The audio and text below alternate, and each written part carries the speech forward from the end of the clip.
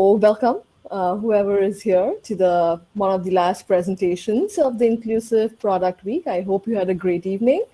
And today we are going to welcome Bronwen Rees, who is going to present her presentation on humanizing our virtual design spaces. So something, a little more about Bronwen.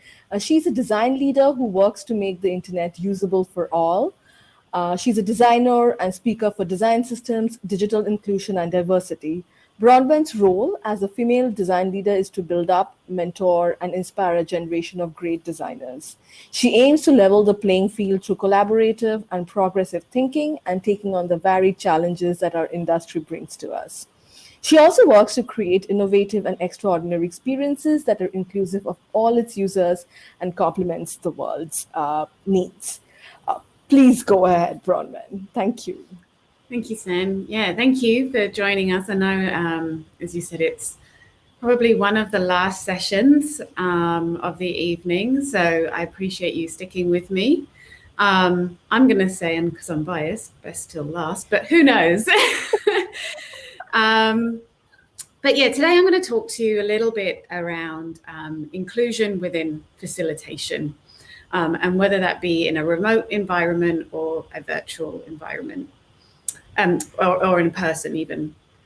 This talk specifically is around the designer's role as the facilitator, but I'll go into a little bit more about how this can be implemented. So, as Sen mentioned, I'm Bronwyn, and I'm currently a senior product designer at Xero. I've been in the industry for about a decade now. It moves very quickly and time flies. What I can say is that my role as a designer has been changing for, the entire decade. And that's partly because I've wanted to change it, and that's my choice, but also partly because the industry is shifting and the industry is changing. Where I started once as a designer is definitely not where I am now. I started in branding, and with a branding designer, I used to kind of go away and get a brief and then go and do some research or desk research or look at books. And I would kind of be buried in that world for a little bit. And then I'd come out, pop my head out and present to the stakeholder and have this massive ta-da moment. I'd wait for the jazz hands and really try and give as much as I could at that point. The industry moved on, and we realized that we couldn't design alone, and we needed to be able to design with users in mind and stakeholders. And so we started to bring them into the process. We brought them in at the beginning to hear what they had to say. We brought them in to observe and watch what they did. And we also brought them in a little bit later on when we were testing on kind of those mid-fidelity prototypes. Again, great, but we're now at a point where we've moved on again, and we've very much realized that as designers, we can't be the experts all the time. And we actually need, if we are going to design for our communities and the people that are going to use the products, that they need to be involved in the process and every step of the process. They need to really help with the design itself. So what does that mean for the designer? Well, it means that we're no longer the experts in the room, but actually we're about being an expert facilitator. We need to be great at conversations. We need to be great at unpicking information that's being given to us. But we also need to be really good at allowing and giving space to these people to feel like they've got the opportunity to speak and provide their opinions. So we moved into facilitation, and then COVID hit and is still happening everywhere in the world. And so we then had to take facilitation one step further into the virtual and remote world, making it even harder for us as designers to learn this new skill. One thing I've noticed, and I apologize for the swear word, is our design process is a bit fucked. At the moment, when I ask my team to bring in people that represent our community, I'm often faced with very similar looking people, white, well-educated, quite privileged, and usually English speaking. We need a community, or we need people or participants that represent our community. So we have an imminent need right now for inclusivity. But how do we establish inclusive and collaborative workshops? How do we make sure that we're sharing the power between all of the people that allows us then to create long-lasting and really impactful solutions? Unfortunately, conventional structures of collaboration really stifle inclusion and engagement. And this has been amplified by the remote work and the use of online tools, and basically needing to be on the internet all day, every day. But as designers, it's our responsibility. So we need to ask ourselves, what can we do to change that? So I'm going to share with you some shit hot tips, basically. And I'm giving you tips from my perspective. I have learned to be a facilitator. I've not got it right. I'm still learning and I'm still growing. But I hope that some of the things that I've learned that I can share with you and pass on to you. And so when I say it's for designers, it really is for any practitioner. We all need to be good facilitators at some point. We all need to be able to collaborate well with people. So in this case, it really can apply to anyone. The other thing I'm going to say is that I am focusing on facilitation today. And although it can be for everyone at every level, it also needs to just think about it's just collaboration. Facilitation can be about encouraging collaboration in a workshop, or it can just be about collaboration one-on-one. So I'm hoping that a lot of these tips will feel very translatable to other things that you're doing. So, hot tip number 1, strengthen our engagements by relearning how to listen. Listening is one very small but incredibly significant act that we can use to dismantle power systems. If we listen well, we can establish trust and collaboration, and as a result, we can get innovative creativity. There's 3 ways to listen. 2 of them we don't really want to be doing, and 1 of them we do. So this thinking listening is one that we really need to be mindful of. A thinker listener, or a thinking listener, is someone who only hears the beginning of a sentence. And then they feel like they resonate with that first sentence. Ah, that rings a bell, I recognize that. Or, oh, that's true for me. And then immediately stops listening to the rest of the sentence or the rest of the conversation. At that point, they're starting to input or impose their own perspectives and their own experiences, and they're unable to listen to the full story being spoken by the speaker. I have to tell you, I do this all the time. And it's simply because it's so easy to do. You get excited because you think you have something in common, and so can immediately tune out. So it's just something to be really mindful of. Selective listening is something quite similar in the sense that we pick out words within the conversation. So we start to hear a word that relates to another word that we think is kind of connected. And then we start to entrench our own views and our own stories. We start to weave together these words and imagine what our view is on this perspective. Unfortunately, in this case, this really does result in confirmation bias. So what we want to be doing instead is doing fully embodied listening. So this is literally where, as a listener, we sit back, we empty our mind, and we acknowledge that at this point, we are wholeheartedly in this conversation listening to the speaker. When we do this, we really open ourselves up and make ourselves available to understand other perspectives and expand our own realities. We're just simply listening for what is and not imposing our way on others.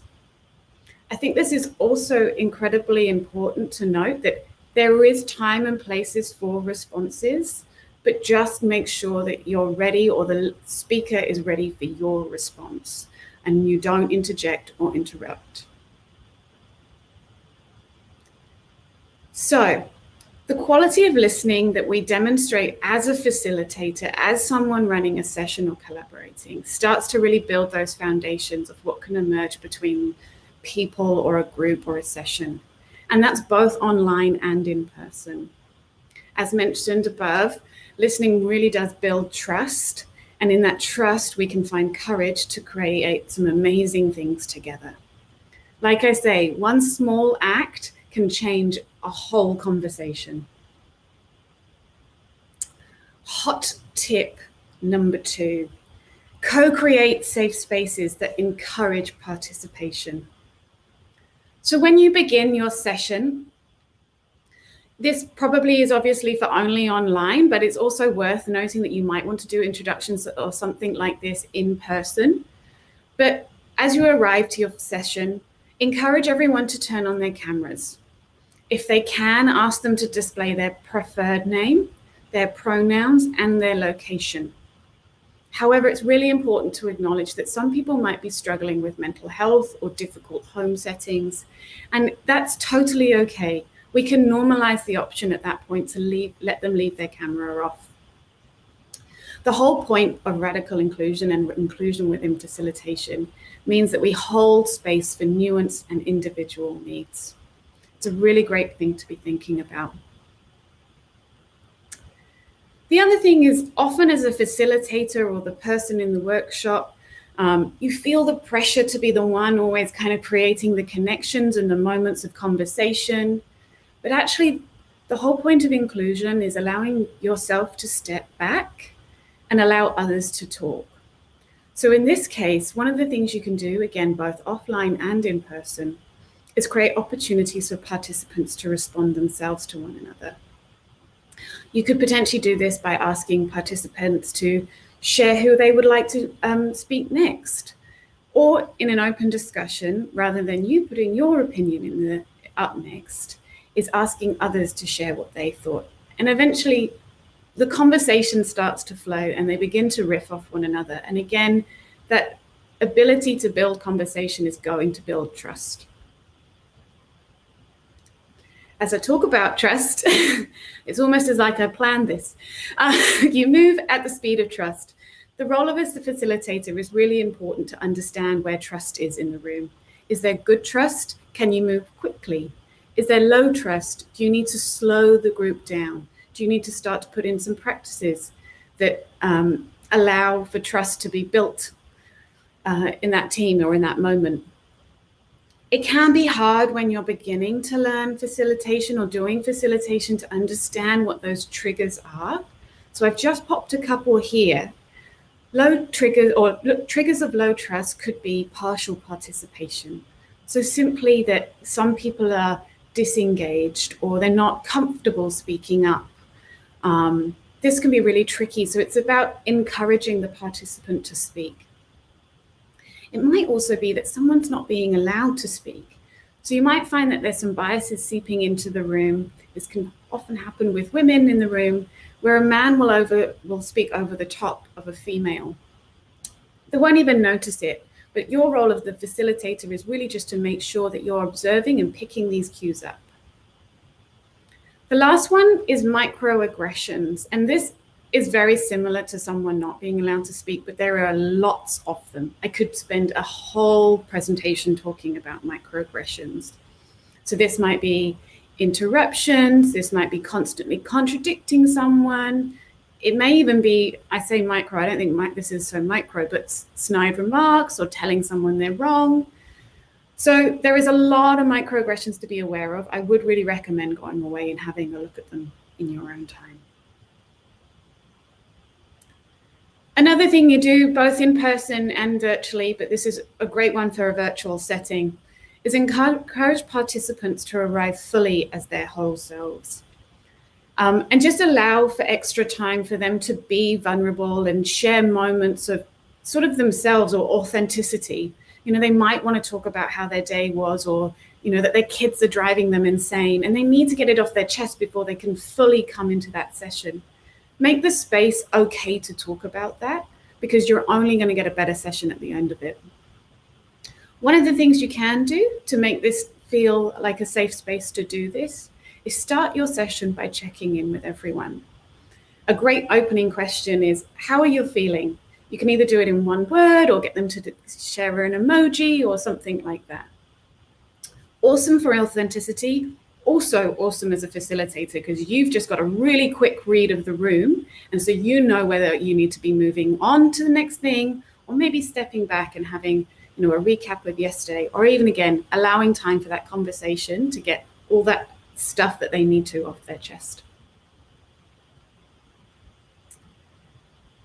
The last one for this tip is co-create community agreements. And so this is usually actually a pre-session to the first workshop. This is about bringing everybody into the room that is going to be part of those sessions or the workshops, and getting them all to agree on what their community agreements are. I don't really like to use the word, but it just helps to understand it and ground it in something.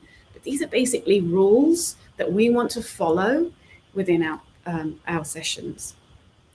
So some of them might be, as an example, beginner's mindset. Go into the workshop as if you're hearing the material for the first time. This is a great one for inclusion because it makes everyone on the level playing field. It means that no one is the expert and no one doesn't know, isn't so sure, isn't confident. It just means everybody comes in and we're all together. I think there's a couple more, but the other one I want to just chat is, if you tend to speak less, take space. If you tend to speak more, make space. This is a really great one for asking people to be really self-aware. Are they someone who talks a lot and often speaks up? Maybe encouraging them to step back and allowing others to speak is a great opportunity, but it comes in such an inclusive way. It's not calling someone out. So, hot tip number 3, consider the lenses of inclusion. There is not one size fits all for virtual facilitation, and I can confirm you're going to get it wrong, and that's okay. I've got it wrong many times, but inclusion by nature is diverse, and so ultimately, so should your facilitation methods. So make sure that you adapt your tech to what the preference of the group is. Is it something that wants to be familiar or easy to access? Maybe they don't all want to share videos. Maybe it needs to be something else. Maybe it's a balance of offline and online. It's really about asking the group and working together to do this. Another area to think about is considering titles and abilities. Do titles need to be present? And by titles, not Mr. or Mrs., but senior product designer for me. Is that going to impose some sort of power structure in the room that means that I get seen as the expert? If so, take them out, remove them. Again, it's about sharing the power and making sure that everybody is in that room is equal. So you might want to be taking out titles. You might want to even remove abilities. The last one on this one is also just check what language most participants are comfortable with. You might find that actually someone needs an interpreter to be able to feel like they can fully participate, or you want to change the language entirely. At that point, it may be about you stepping back and allowing someone else to facilitate. It's just really good to be mindful of a few of these things. As I said, we're going to get it wrong, and it's okay when we get it wrong, but it's also really important that we authentically apologize, and that in front of everyone, and understanding and showing that authenticity, that's a word that I'm struggling with today, and vulnerableness. So make sure you apologize if you get it wrong.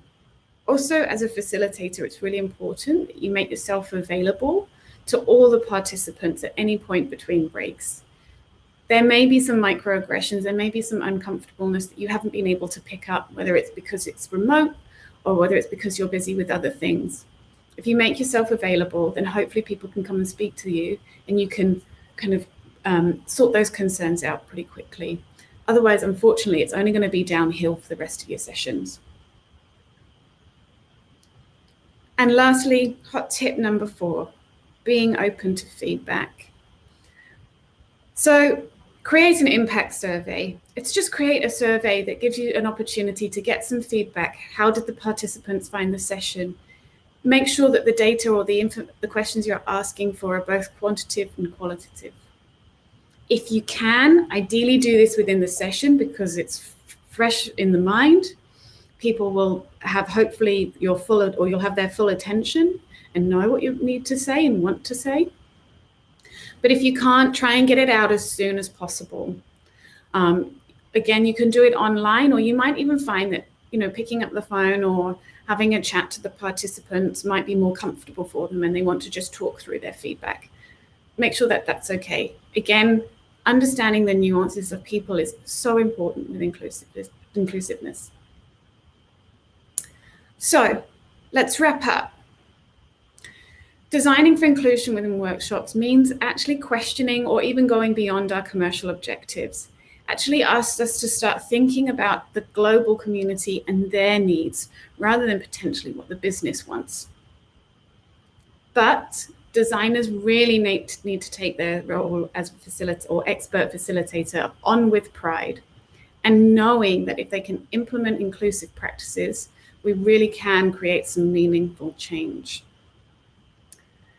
So I want to say thank you again for listening to me. I know that we've got time for Q&A, but if anything crops up afterwards, or if there's any questions at any point, when you're sort of, as I do, lying in bed and suddenly ping, something goes off, please reach out to me. I love these conversations. So yeah, please get in touch. Any questions, I suppose, I'll send over to you. Thank you for that amazing presentation. I think all of us who attended it, we are in a sort of thinking space right now. We have some very interesting questions, and I'll just go by the order they came in. So the first question asks, how do you moderate a virtual meeting with someone who likes to take the stage the majority of the time and does not leave space for other team members? Yeah. So, that goes a bit back to that co-community agreement, or the co-creation of the agreement. Hopefully, if you can do that at the beginning, there's that acknowledgement of actually you're someone who's taking up a lot of space.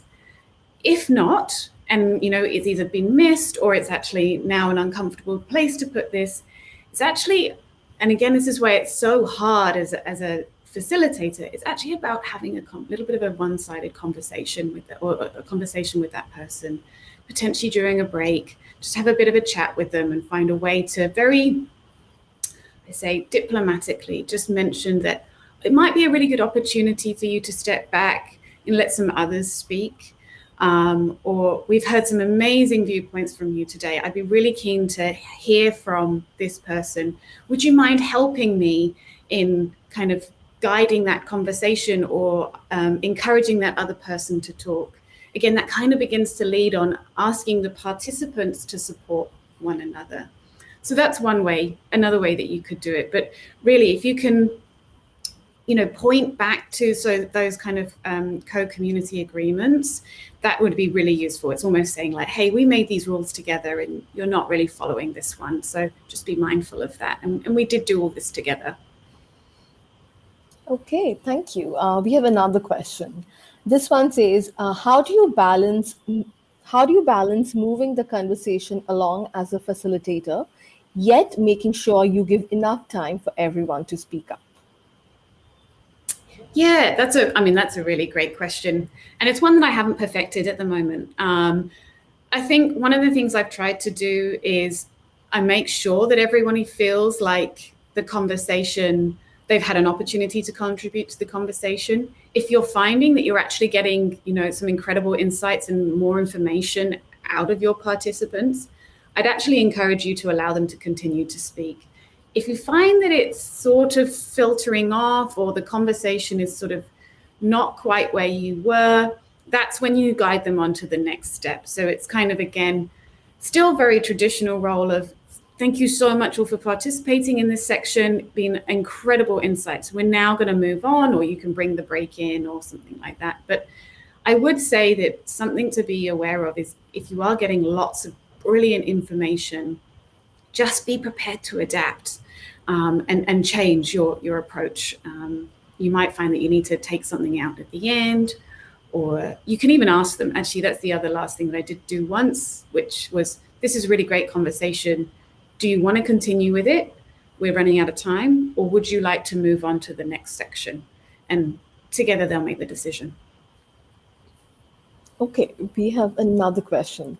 How do you encourage everyone to contribute to the community agreements? Yeah, so that's where I would say following your kind of traditional sort of approaches with like Miro boards and voting and writing, you want to make sure that, for instance, the first exercise is that they might go away and write their own community agreements by themselves. What's their top 2 or 3 community agreements? And then you bring it together. And by that point, they've already actually started to contribute. And then they start to vote, and then you might refine.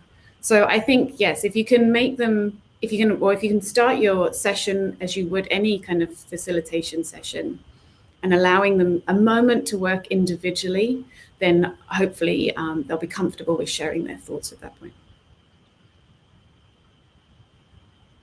Thank you. Thank you for answering those questions. Thanks a lot. So that sort of concludes this session, and but we are still having networking sessions and the after party on Hopin. So everyone, please go on to that.